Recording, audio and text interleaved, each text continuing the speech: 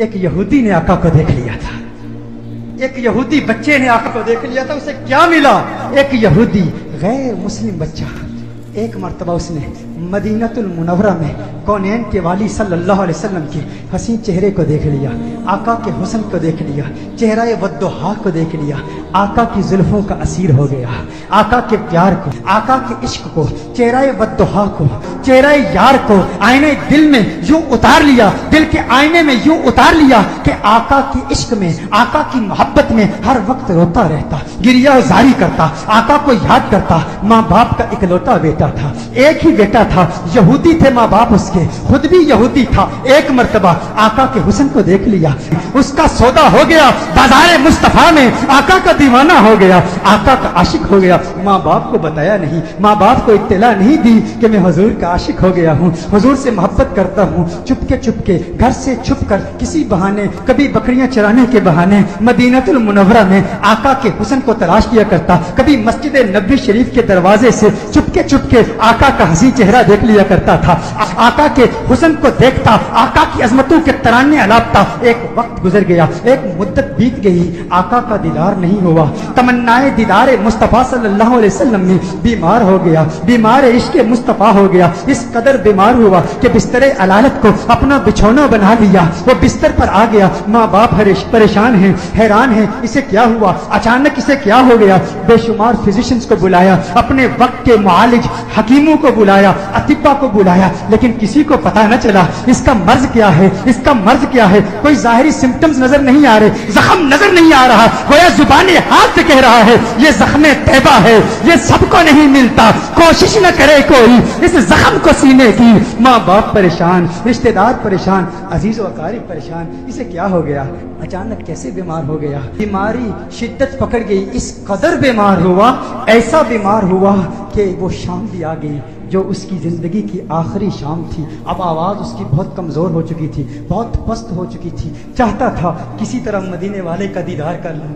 یہودی ہے، ابھی تک ایمان نہیں لایا، آقا کا دیدار کرنا چاہتا ہے. بڑی مشکل سے آواز بلند کرتا ہے میرے والد محترم، میری ایک تمنا ہے، میری ایک آرزو ہے، میری ایک خواہش ہے، آپ پوری کر دیں گے نا؟ والد نے کہا، ہے میرے لختے جگر، ہے میری آنکھوں کے تارے، تو میرے دل کا سہارا ہے، تو اس دنیا سے آج جا رہا ہے. معالج اطباء ڈاکٹرز نے جواب دے دیا ہے تیرے بچنے کا کوئی امکان نہیں ہے. تیری خواہش کیسے پوری نہیں کروں گا؟ کہا، میرے والد محترم، مرنے والے کی خواہش تو دشمن بھی پوری کرتے ہیں، آپ ناراض تو نہیں ہوں گے نا؟ کہا، ناراض نہیں ہوتا. تو بتا کیا چاہتا ہے؟ کہا، اپنا دل آمنہ کے لال کو دے چکا ہوں، میں محمد عربی کا عاشق ہو چکا ہوں، ان کے عشق میں گائل ہو چکا ہوں. میری ایک خواہش، میری ایک تمنا، میری ایک آرزو، ایک مرتبہ چہرہ والضحیٰ کو دیکھنا چاہتا ہوں، ایک مرتبہ آقا کی حسین زلفوں کو دیکھنا چاہتا ہوں. والد ناراض ہو گیا، والد نے غصہ کیا، ارے ظالم تو کیا کہہ رہا ہے؟ دنیا سے جا رہا ہے، اپنا دین بھول چکا ہے،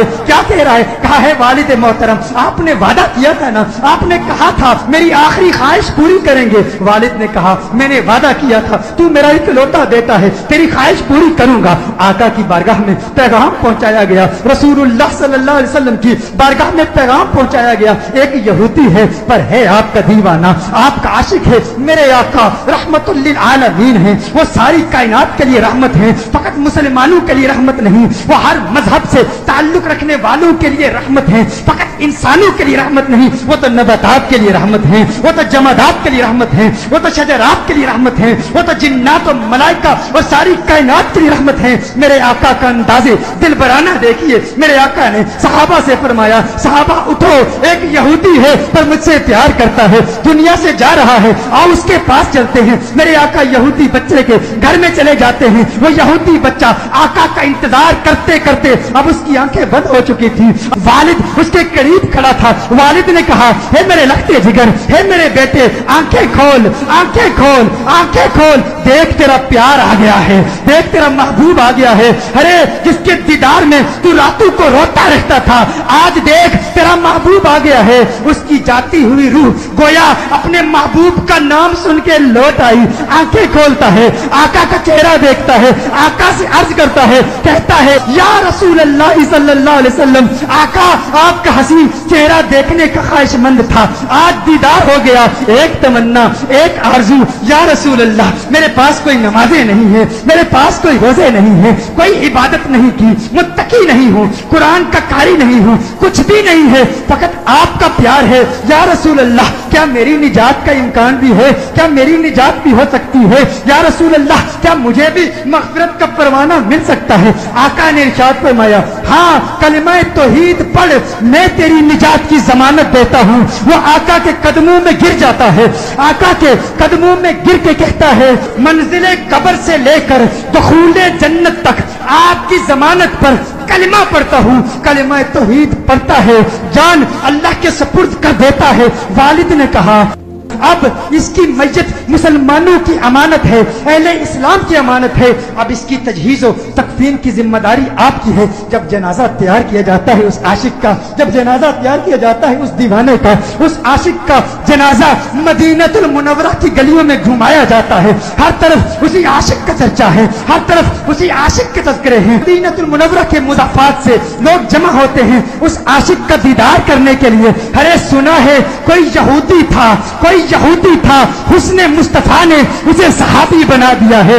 उसने आका का दीदार किया। गौर कीजिएगा, नमाज नहीं पढ़ी, इबादत नहीं की, रोजा नहीं रखा, जिहाद नहीं किया। मेरे गौस के मुजाहदात को याद कर लीजिए, मेरे बाबा की मेहनतों को याद कर लीजिए, ख्वाजा गरीब नवाज की जद्दोजहद को याद कर लीजिए, ख्वाजा बाकी बिल्ला की मेहनतों को याद कर लीजिए, इमाम आजम अबू हनीफा की फकाहत को याद कीजिए, इमाम अहमद बिन हम्बल की जिद्दोजहद को याद कीजिए, इमाम शाफई की फकाहत को याद कीजिए।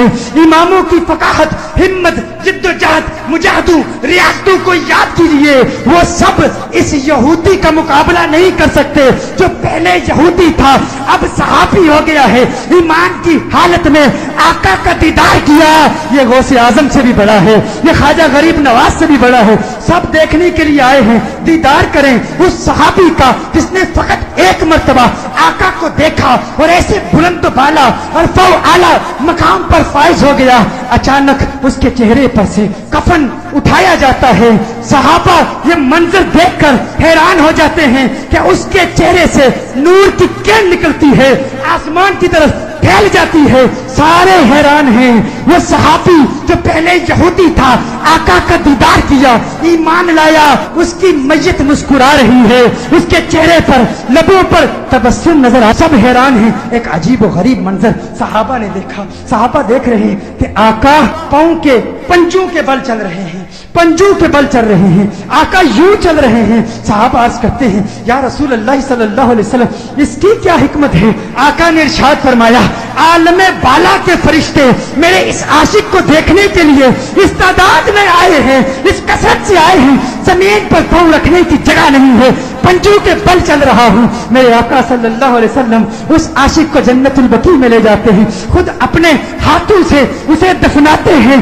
सहाबा मंजर देखते हैं, हैरान है। आका बहुत देर लगा देते हैं। आका जब उसकी कब्र से बाहर आते हैं तो आका के माथे पर पसीना है। सहाबा अर्ज करते हैं, या रसूल अल्लाह सल्लल्लाहु अलैहि वसल्लम आका क्या हुआ, इतना वक्त क्यों लगा? आका ने फरमाया, जब ये इस दुनिया से गया था मुझसे वादा लिया था, मैंने वादा किया था, मैंने कहा था कब्र की मंजिल से लेकर दुखूले जन्नत तक मैं तेरी मग़फ़िरत की जमानत देता हूँ। कहा ये बात सुनकर जन्नत की हूरें इतनी खुश हुई है, इतनी तादाद से आई है। जब इसे कब्र में रखा गया तो बेतहाशा इसकी तरफ भागी हुई गई है और इसके चेहरे की बलाएं ले रही हैं। आका ने इरशाद फरमाया, इसलिए देर हो गई और मेरा पसीना इसके चेहरे पर गिरा है, मेरा पसीना इसके चेहरे पर गिरा है। अब क़यामत तक इसका चेहरा महकता रहेगा। अरे सलाम पेश करते हैं उस दीवाने की बारगाह में जिसने आका को देखा और उसे ये मकाम मिला।